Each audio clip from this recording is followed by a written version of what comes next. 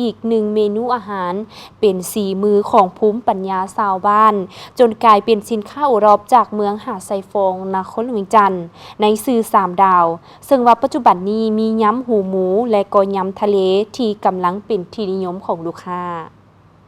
เมนูยำ3 ดาวนับว่าเป็นอีกหนึ่งเมนูที่ได้รับความนิยมจากลูกค้าในปัจจุบันบ่ว่าจะเป็นการสั่งไปรับประทานแบบครอบครัวหมู่เพื่อนห้องการสำนักงานและออกบูธงานเลี้ยงงานสังสรรค์ต่างๆซึ่งเป็นเมนูภายใต้ยี่ห้อ3 ดาวเป็นอาหารพื้นบ้านที่มาจากสีมือของคนลาวและนำใช้วัตถุดิบภายในประเทศซึ่งแม่พรเจ้าของสูตรเมนูอาหารยำแซ่บ3 ดาวได้ให้ข้อมูลกับทีมข่าวของพวกเราว่าความเป็นมาของการเริ่มต้นเฮ็ดยำหูหมูและยำทะเลแซ่บ3 ดาวนี้แม่นมาจากทั้งแบรนด์หรือยี่ห้อ3 ดาวแต่ก่อนมีเพียงแต่นมส้มและกะแล่ม3 ดาวที่เป็นหนึ่งในสินค้าโอดอบของเมืองหาดไซฟองนครหลวงเวียงจันทร์แต่ปัจจุบันทั้งแบรนด์ได้เพิ่มสินค้าเข้ามาใหม่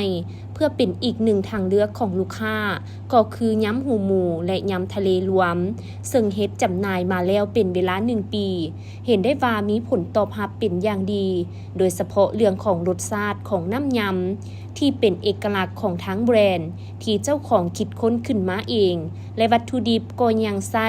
เป็นผักปลอดสารพิษที่เป็นภูมิปัญญาของชาวบ้านปลูกอยู่ตามเมืองหาดไซฟองมาเป็นส่วนผสมในยำมีรสชาติที่เป็นเอกลักษณ์เฉพาะซึ่งปัจจุบันทั้งยำหูหมูและยำทะเลแม่นมีจำหน่ายอยู่2 ขนาดที่เฮ็ดส่งลูกค้าตามออเดอร์ก็คือสุดกล่องครึ่งกิโลและสุดกล่อง1 กิโลราคายำหูหมูเริ่มต้นอยู่ที่ 100,000 กีบและราคายำทะเลเริ่มต้น 200,000 กีบขึ้นไปปัจจุบันเนื่องจากมีลูกค้าออเดอร์เข้าและออกงานนอกลายเฮ็ดให้การกะเกี่ยมหรือปรุงแต่งอาหารแม่นต้องใช้เวลาดนเพราะว่ายังใช้แรงงานภายในครอบครัวเป็นส่วนใหญ่ในอนาคตจึงมีแผนจะหันเปลี่ยนมาใช้เป็นเครื่องกลจักรเพื่อให้มีความสะดวกสบายว่องไวขึ้นและให้ท่วงทันกับการตอบสนองลูกค้าได้อย่างเพียงพอถ้าหากท่านใดสนใจอยากซิมอาหารหรืออยากจะสนับสนุนส่งเสริมผลิตภัณฑ์สีมือของคนลาวที่ผลิตภายในและจำหน่ายให้คนภายในได้รับประทานแม่นสามารถสั่งได้ที่ Facebook Fanpage ของห้านเพิ่นในสื่อภาษาลาวยำแซ่บ3 ดาวนมส้ม3 ดาว